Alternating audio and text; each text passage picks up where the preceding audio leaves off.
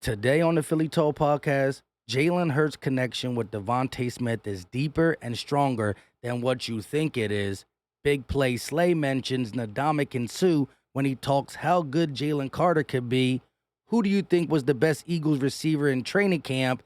And just in, the Eagles are one of the teams most serious in trading for Jonathan Taylor? This is Philly Talk with Philly Mike. Talking sixes in the bird gang, that's our life. Competition, we ain't scared, yeah, that's what we like.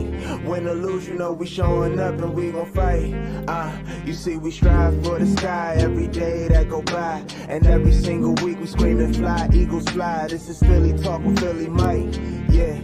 This is Philly Talk with Philly Mike, yeah. What is going on, everybody? I go by Philly Mike, and this is the Philly Talk podcast, and today we really got a lot to get into, but before we do that, Eagle Nation, can I ask y'all for a favor? Help your boy out. Hit that like, subscribe if you are new, and ding that bell. That way you're notified when we drop these videos, go live, or put out YouTube shorts.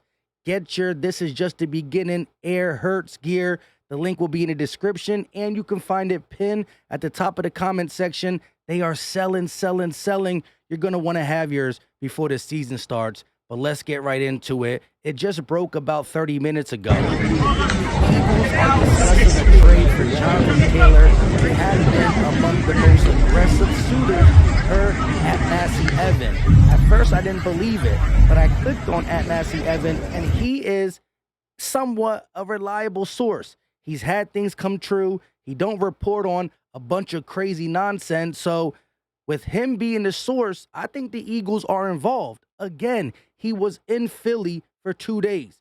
I guarantee you Howie at least talked to him because he don't leave stones unturned. You heard him talk multiple times that he exhausts every options, even the most outrageous ones. The only way I can see this happening, if Jonathan Taylor seen how good Philly was, right?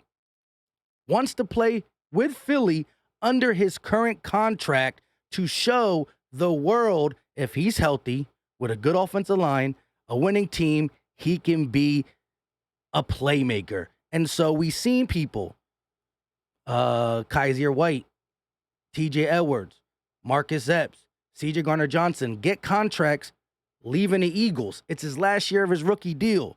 The Eagles don't pay running backs. However, if he's willing to play on his last year, prove all that, get his stock up, and then go sign somewhere. The compensation for trade is still going to be somewhat high. How we can finagle it, because at the end of the day, the Colts don't want to lose him for nothing. He won't be there the next year.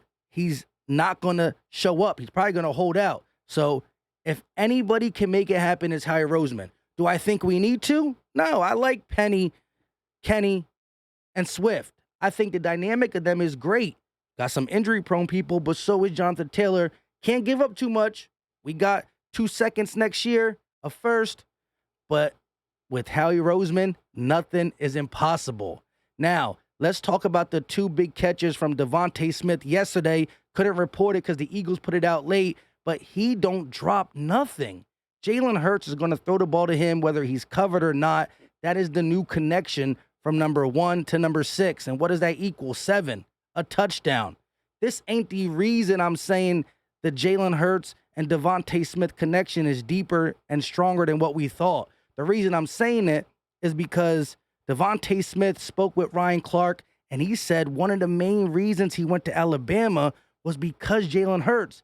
And we can obviously see with our 2 eyes, the connection is crazy. Getting an opportunity to see him go through what he went through in the national championship, having to transfer to Oklahoma to finish his career, and to watch him become one of the best quarterbacks in the NFL. What's that feeling like for you to see one of your homeboys do that? I mean, it's amazing, man. You know, part of the reason I went to Alabama was because of Jalen. Every time I went to visit, he was the guy I was with, him and Calvin.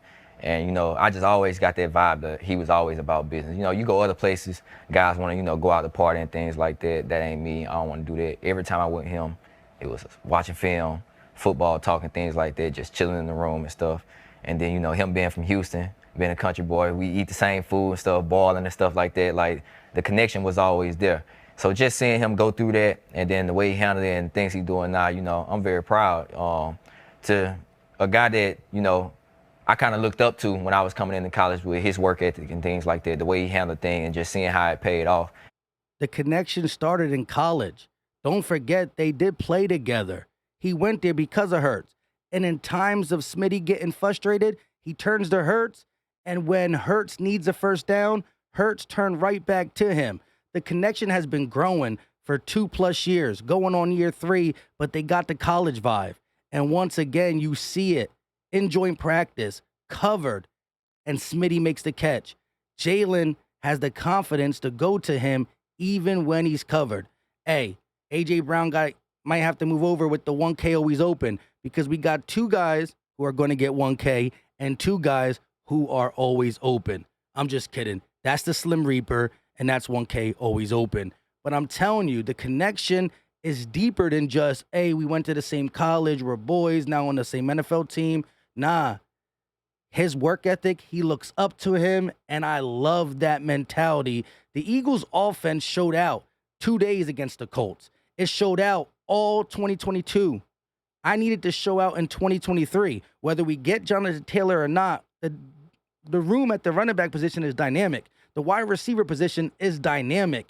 We have one of the best tight ends in the game, and so I want to see the continued growth of this Eagles offense, whether it's rushing, passing, methodically getting down the field, and it brings in the coaching staff too, right? It's different, but it's the same because Nick Sirianni's still game plan. He's the catalyst, but Brian Johnson is going to be calling the plays. 2023, we have the opportunity to be even better than what we were last year. And last year, offensively, via the run and pass, we were pretty darn fantastic.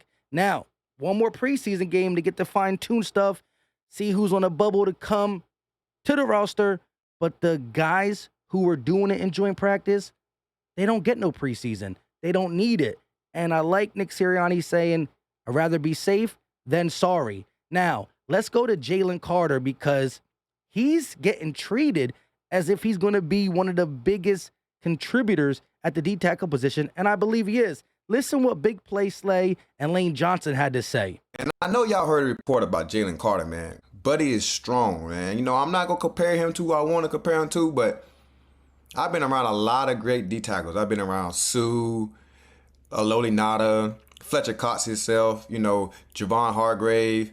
I've been around a great group of guys that play the D-tackle, man, and I'm trying to tell you here, Jalen Carter, man, this kid is just very, very dominant, man. He's very physical, quicker than what you think, and stronger than how he look. You know what I'm saying? So he look like a baby rhino. You know what I'm saying? You ever seen a baby rhino and then you just, man, he crazy. And I'm talking about he pushing folks back, man. You can ask Lane Johnson, man. Lane Johnson said it himself, one of the best tackles in the game. Said this guy is ready to play right now and ready to take control of the game right now. He's a game changer. Jalen? Yeah, I mean, most time he's inside on the guards. Every now and then he'll line up outside. He's a guy that if you're playing high, he'll get the best of you. He plays very low. He's very strong, and he's very quick, lateral quickness. So, he's made a lot of people look silly in camp so far. But, yeah, man, I've been very impressed with him from day one. I think he has tremendous talent, ability, and he plays hard. So, every down. So far, he's looking like the steal of the draft just because he was projected to go number 1, 2, or 3 and end up going 9 to the Eagles due to all-field issues. At the end of the day, sorry about the sound. At the end of the day, Jalen Carter has shown that in a small sample size, the all-field stuff has not come to fruition, but the on-field stuff is why he should have went earlier. And I will predict that by week 1 or 2, actually week 1, he might come out that game with the most D-tackle snaps. Might not start, but with the most D-tackle snaps. He might even start. The way they are protecting him in preseason games, you see how much they're playing other guys. Cindy Brown, Nolan Smith. They're not doing that with Jalen Carter. Not saying that Nolan Smith is behind Jalen Carter, but Jalen Carter was supposed to be that guy from the gate. I believed in Nolan Smith, and he's going to be a weapon. But Jalen Carter he's going to be the best player in the draft. Simple, plain. I can't wait till everybody regrets letting him come to the Eagles. And we're not going to see it again. We didn't see it much this whole preseason. We only got to hear the reports in training camp. But guess what? we will see it week 1, 2, 3, 4, 5, 6. You already know. Now, I spoke about the wide receivers, kind of got mixed up with the whole Jonathan Taylor rumor, blah, blah, blah. But let's look at the wide receivers via training camp. This is, you know who it is, Elliott Shore-Parks. Brown with 47 catches on 57 targets, 5 touchdowns, 3 drops. Smitty with 34 catches off of 50 targets, 7 touchdowns, 0 drops. Watkins with 12 catches off 17 targets, 1 touchdown, 0 drops. Zaccheaus, 12 catches off of 21 targets, 1 touchdown, 1 drop. Kane with 14 off of 17 targets, 2 touchdowns, 0 drops.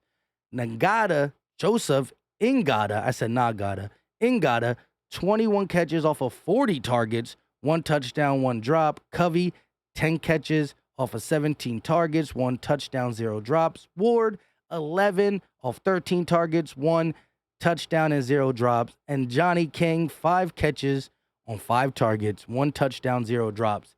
When you look at the targets to catches and say, how are the drops different? They only count a drop if you touch it. If it's overthrown, underthrown, the ball doesn't touch your hand, it doesn't count as a drop. Don't be worried about A.J. Brown's 3. It is training camp. Got to take the good with the good, the bad with the bad, and then find yourself in the middle. Can't go overboard hype and overboard sad. Rookies are a little different because we don't know what they are. We can only see as they grow, day by day, week by week, camp by camp, game by game. And so that's why I get extra hype for Jalen Carter, and I don't get down on a guy like A.J. Brown who's dropping a ball or two, because as you've seen early in this one-on-one battles we showed you yesterday and earlier in this video, I mean, A.J. Brown making one-hand catches look easy. Jalen Hurts is dropping it in the breadbasket, making A.J. Brown's job easier. Look at this play right here. I mean, perfect pass coming up in 3, 2, 1. Again, A.J. Brown showing that underrated speed of his. That is underrated speed, of course. Training camp stats via Elliott Shore-Parks. Again, when we go against our DBs, we're getting the best of the best. You know, A.J. Brown just winning this route off his physicality and chemistry with Jalen Hurts. Bradbury there. So let me know your thoughts in the comment section as it pertains to all this stuff. Again, I'm not, go get Jonathan Taylor. But I'm not like, don't do it at all. I mean, if Howie can finagle something that's not going to hurt us in the future, figure it out Howie Roseman style. How can I get mad at it?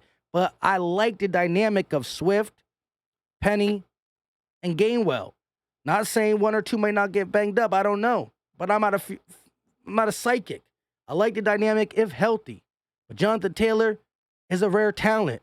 Also, if healthy. Simple and plain. Get your Hurts gear, Air Hurts in the building. This is just the beginning. Link in the description, and you can find it in the pinned comment section. They are selling. Don't be on it late. You know what I mean? Until next time, leave your thoughts, drop the muscle emoji. I think I already said that. This is my second time doing this video because I lost power, so I'm a little frustrated. Until next time, you know what time it is. We out.